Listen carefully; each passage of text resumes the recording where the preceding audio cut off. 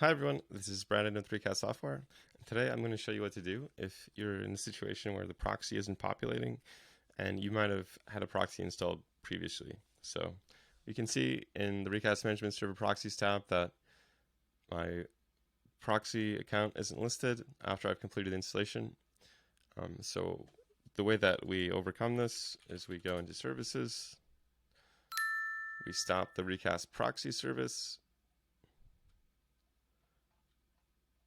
Recast Proxy service,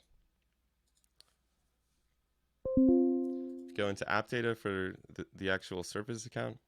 So the service account that I'm using for my proxy is lab admin, roaming, recast software, recast proxy. We're going to delete the agent SQLite. We're going to start the service again.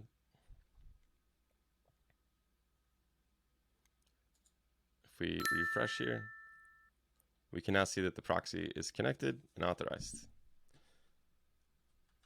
Thank you so much for watching. We'll see you in the next one.